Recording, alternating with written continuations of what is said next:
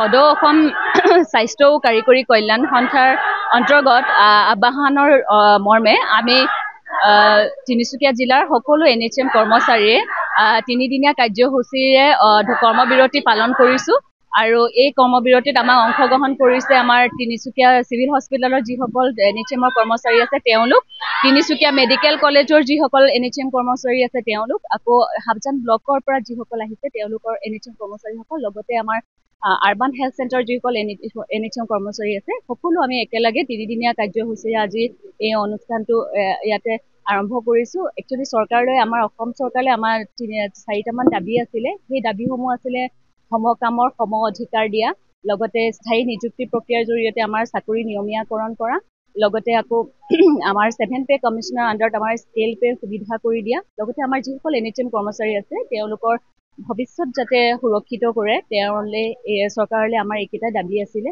আৰু আমি সকলোৱে জানো যে NHMৰ কৰ্মী অবিহনে স্বাস্থ্য বিভাগ অচল, গতিকে যিহেতু মেৰুদণ্ড স্বৰূপ আমাৰ NHMৰ কৰ্মচাৰীসকলে যাতে যি সুবিধা পাব লাগে সুবিধাখিনি যদি তেওঁলোকে যি ধৰণে বিচাৰিছে পায় তেতিয়াহ'লে আৰু দুগুণ সাহস আৰু শক্তিৰে তেওঁলোকে কামবিলাক কৰি যাব। গতিকে চৰকাৰে যাতে আমাৰ এই আহ্বানখিনি মানি লয়, এয়া আমাৰ অনুৰোধ থাকিল।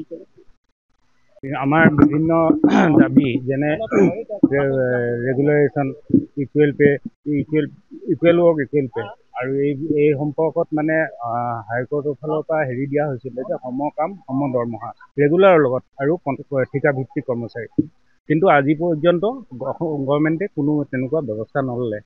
ইয়াৰ পিছত আকৌ আন যি কৰ্মচাৰীৰ ভৱিষ্যত সুৰক্ষাৰ ক্ষেত্ৰতো কোনো ব্যৱস্থা নললে। আমি বিভিন্ন সময়ত বিভিন্ন ধৰণৰ দাবী উত্থাপন কৰি আহিছোঁ।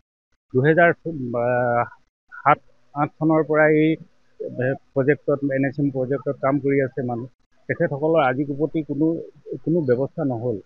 গতিকে এই বিভিন্ন দাবীসমূহৰ ওপৰত আমাৰ উৰ্ধ্বতন কৰ্তৃপক্ষ অৰ্থাৎ আমাৰ চেণ্ট্ৰেল কমিটিৰ নিৰ্দেশমৰ্মে আমি এই অৱস্থান ধৰ্মঘট আৰম্ভ কৰিছোঁ আৰু এই 3দিনীয়াকৈ চলিব। আজি যিদৰে চলিছে অহা কাইলৈ আৰু পৰহিলৈও আমাৰ এইদৰে চলিব আৰু আমি এনেকৈ সংগ্ৰাম কৰি যাম। আৰু এইখিনিতো যদি চৰকাৰে কোনো ব্যৱস্থা গ্ৰহণ নকৰে তেন্তে আমি পৰৱৰ্তী সময়ত আকৌ পৰৱৰ্তী কাৰ্যসূচী গ্ৰহণ কৰিম। ধন্যবাদ।